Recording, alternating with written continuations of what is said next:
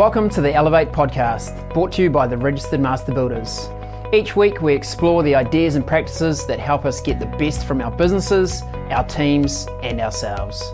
I'm your host, Ryan Castle. We talk to experts, advocates and business owners in the construction industry to share their knowledge, insights and experiences to help you build a better business and enjoy a better life. Now let the business building begin. Today on the Master Builders Elevate podcast, we are talking men's health. We are joined by journalist, broadcaster and media personality, Mark Sainsbury. Mark is the director and ambassador of Men's Health Week and shares a raft of amusing stories to encourage us blokes to take better care of ourselves. Learn why swapping doctors might be your best move and what small steps Mark has taken himself to improve his own health. We also throw out a team challenge for anyone keen to make a difference. Mark, welcome along to the Elevate podcast. Fantastic to have you on the show. Hey, great to be here, Ryan. Now, Mark, I'm very interested to know you're a director and an ambassador of Men's Health Week. Tell us, how did that come about? Why is this important to you? Well, I got roped in by a friend of mine, guy Timmy Green, who's the other director for Men's Health Week. He was working on the campaign. It was run by these guys out of Australia.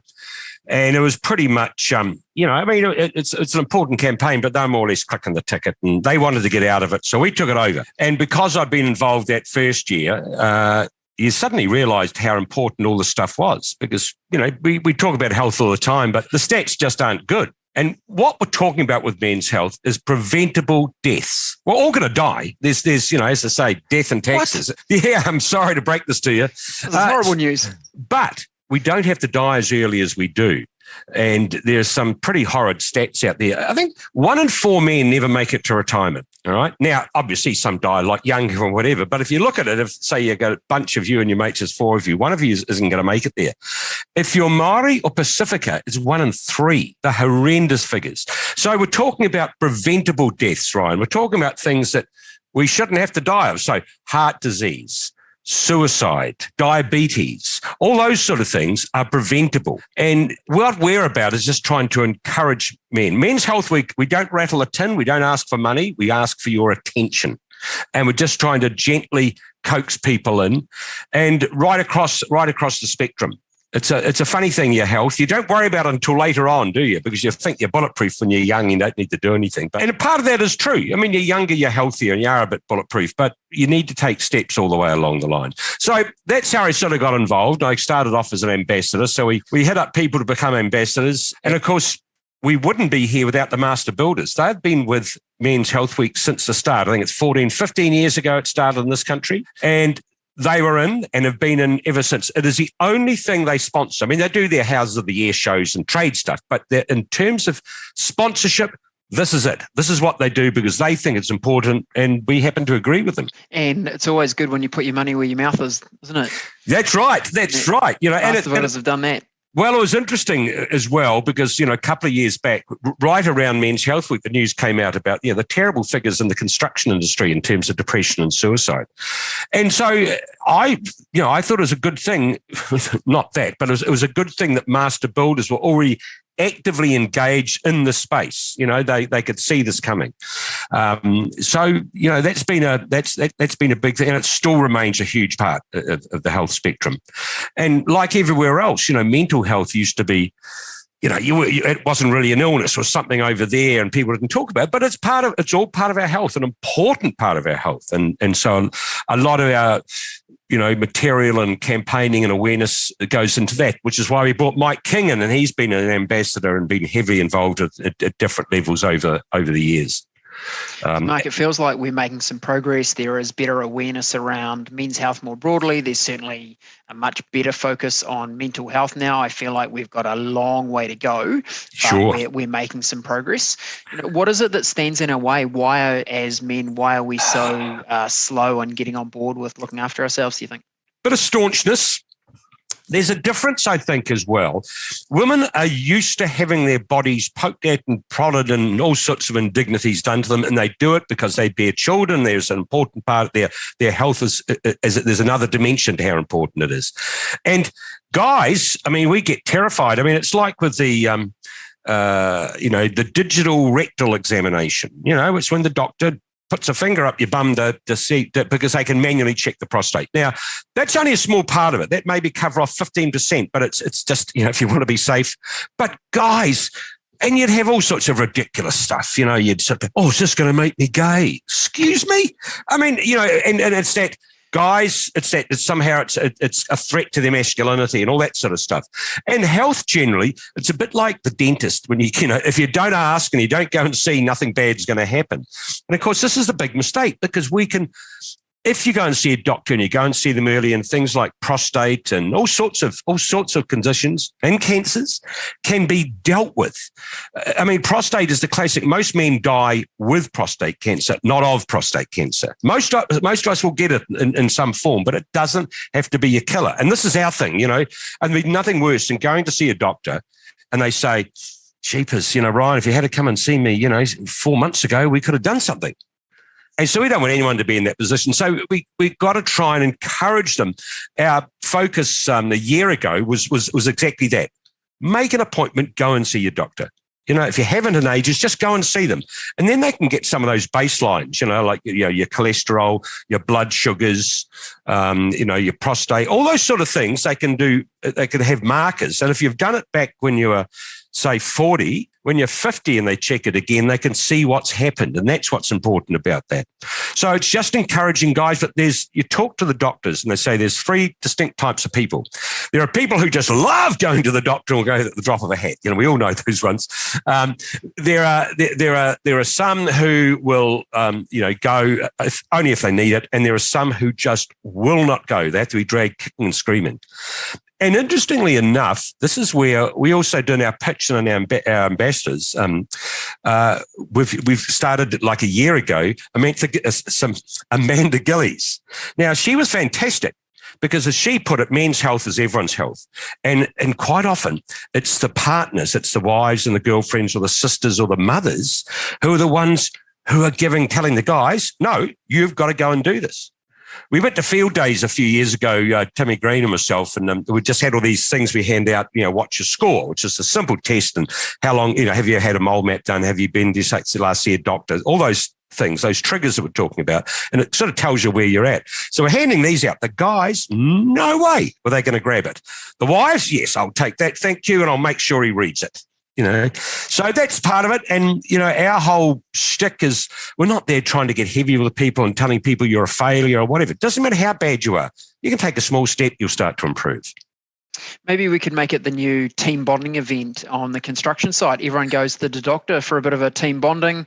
We can compare digit inspections afterwards. What do you think? Yeah, that's right.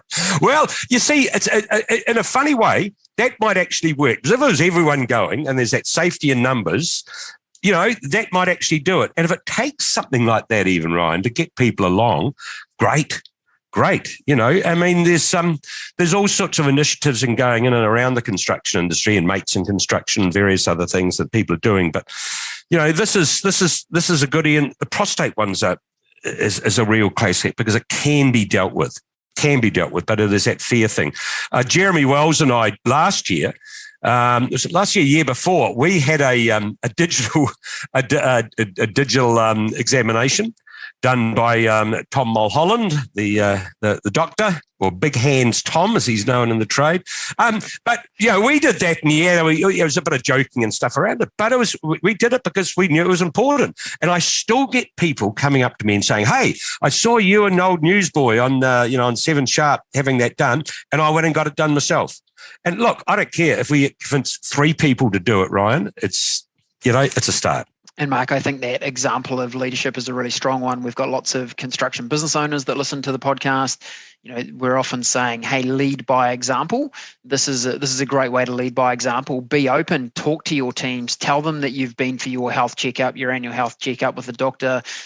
Tell them that it was nothing too scary, encourage them to go, maybe it is about that team event or going, hey guys, take the hour off work. I'd like to see you looking after yourself, encourage them and support them and lead by example. I think it's a great approach.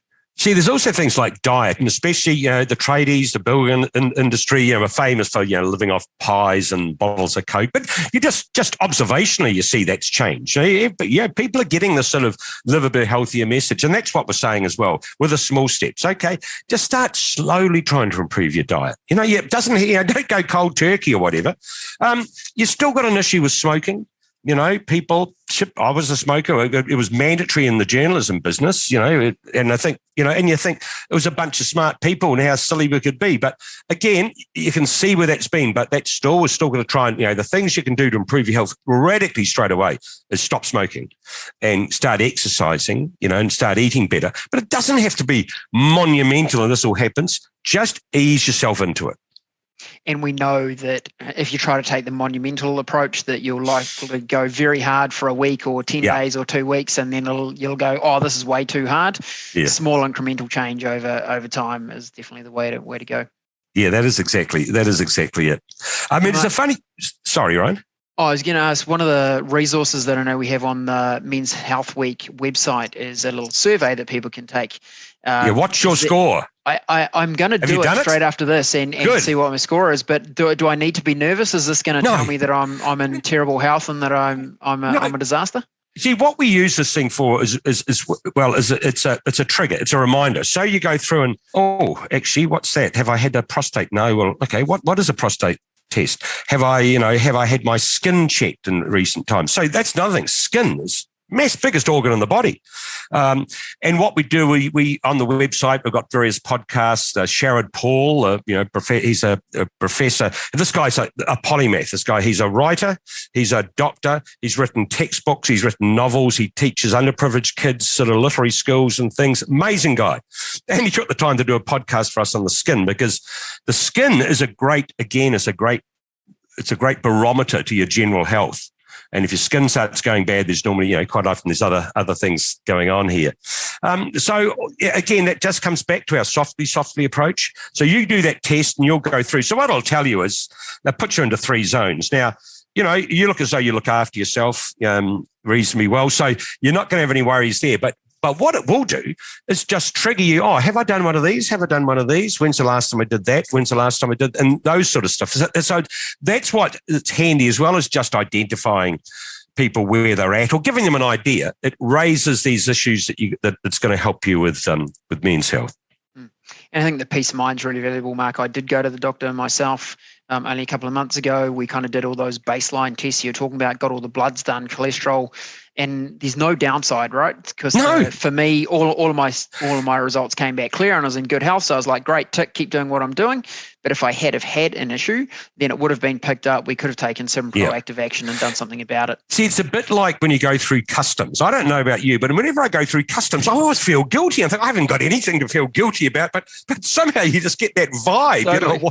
What's happened with someone's So, and it's a bit like people go to the doctor, and you're quite right. And it's like the dentist. They don't want to go because they think, I might get some bad news.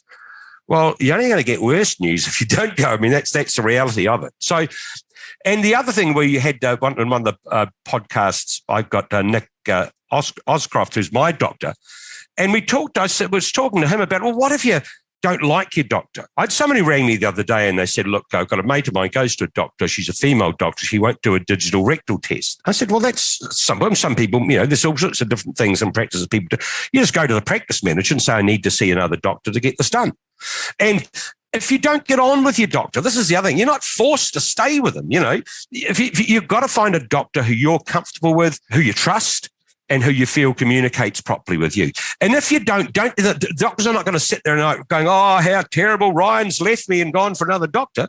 They're used to it. So whatever you do, make sure you get the right sort of person. And our builders should be very familiar with this. They don't like their subby, so they get rid of that subby and get a new one. They should be familiar with the process. That's exactly it. Get a subby who's going to do better work, or you get on with, Mike, we talked about, why would we do this? Is it about shifting our mindset away from the I'm a staunch guy and it's just about me, to actually thinking a little bit about the implications of bad health for us, as a business owner, as fathers, as partners, as all those kind of things? Do we need to change our frame a little bit? all of that. And you see, the thing is, you don't just owe it to yourself to look after your health. As you say, there's things like your employer or your employees. If you hire people, you've got a responsibility to them to look after yourself. You've got a responsibility to your kids and to your parents and to your wife or husband or whatever, your partner.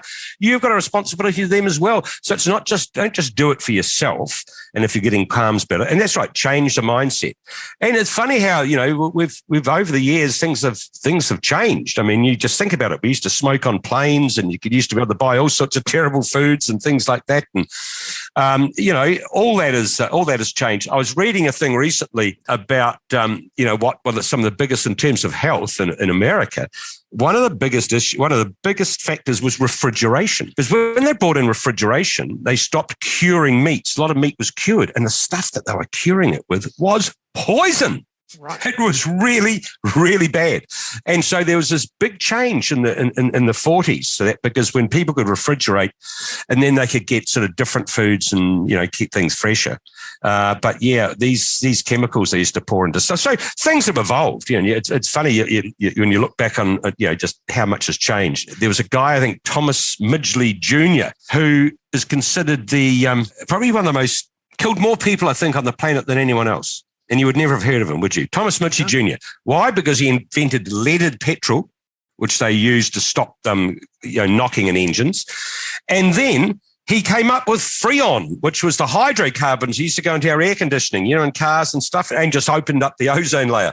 And I think it was Nature magazine called him a one-man environmental disaster. So it's things evolve and things change. And right now, health is very big, and this was a big, look at men's products and stuff like that you see now that you probably, it's all increasing. So I think it's changing. I think maybe younger people as well, the next generation, generations coming up sort of take it. It's just part of that, it's not something odd. But I think for a lot of us already out there in the workforce, it just sometimes can be a big challenge. And sometimes you just go, I'll put it off, and you need to do what you did, Ryan. You book an appointment, go and do it. And the relief, and you go, I don't have cancer, I don't have this, I don't have that. all these things you may have been sort of worrying about. And also that seeing someone, because mental health is such a big issue in this country. And we've got Matt Chisholm, who, he wrote a book called Imposter, and about his own struggles with mental health. And of course, he now does Celebrity Treasure Island. I worked with him on the old close-up days. Magic guy, absolutely beautiful guy. But same thing, he's trying to get out there on a sort of a man-to-man level, saying, look, I'm a sort of southern boy, and I'm a farming boy, and I've done all this stuff, and I've had to cope with it, and you can too. So again, you're talking about changing the mindsets, where the ambassadors come in and people that they can relate to. And this year we've expanded again. We've got our regulars, Greg Murphy, who's just fantastic. Everyone loves Greg. But Scotty Morrison from Te Kāore, and Scotty he's just inspirational. He's getting into that because, as I said, the figures for Māori health are so much worse. And Oscar Kitely, because we want to do a reach out to the Pacifica population as well. And it's easier, as you say, get role models and people they can relate to, makes the messaging a lot easier to get across. So, Mark, the theme for Men's Health Week this year is small steps. You've identified a couple of them already, like let's book a doctor appointment, let's get along and get those baselines done and check where we're at. Interested to know what are a couple of the small steps that you've taken in your health journey, and maybe some that other people you've observed that have been good starter steps. Gave up smoking. That's probably one of the hardest things, I think, for any. It's just insidious. But for me, you just had to. Well, it was mate and I. We both just said we've got to do this, and so it's and you got each other, and that's the way to go. But I probably over a couple of years. I was on blood pressure medication. I was on metformin for type 2 diabetes and that sort of stuff. And I lost over a couple of years about 15 kgs. So, I went from about 103 down to about 88 or something like that. But all I was doing was just smaller meals.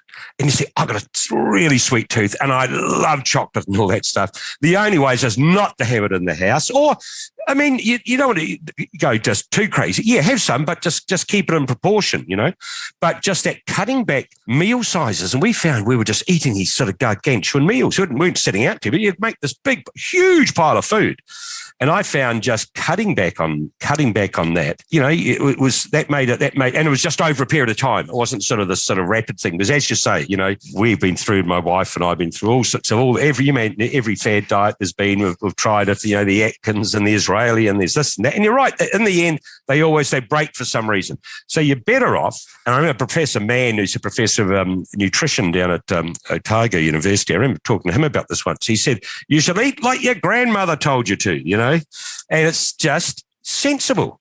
Have a mix of things, some people might have intolerances and stuff like that, but it's all about, I suppose, just eating sensibly and not doing stupid. So for me, that was it. It was just, cutting back, just trying to avoid this sort of really bad space.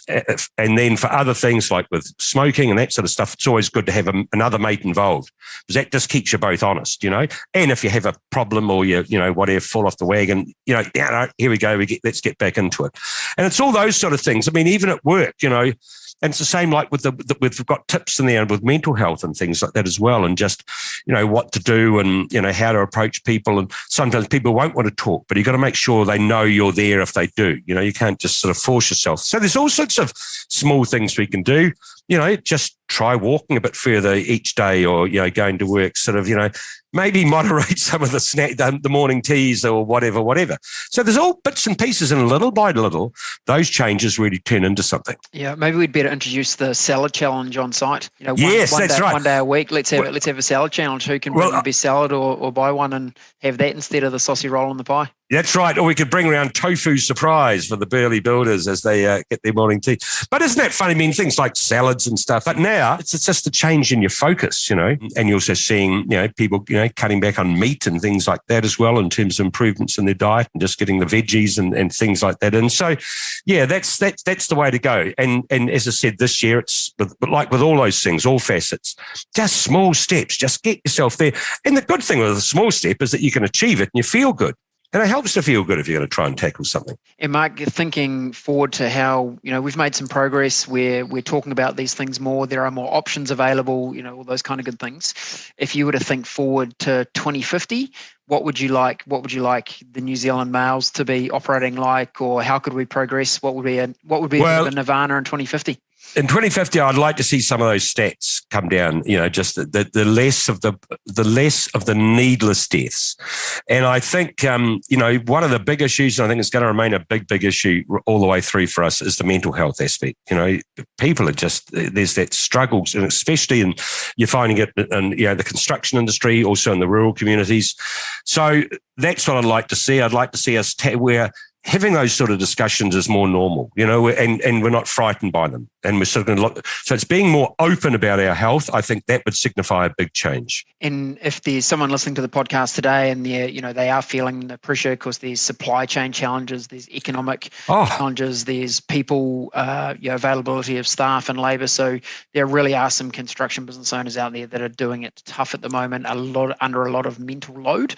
What advice would you give them if you feel like someone's in that space? Yes, you got to talk to someone. I mean, ideally you need to talk to a health professional, but you need to talk to someone, whether it's your partner or one of your mates or whatever. That's the first step, is sharing that with someone else. I mean, we don't profess to be experts or clinicians or whatever, but there's just some common sense things. And I think especially with depression, the thing is, it's that getting someone else who you can unload on.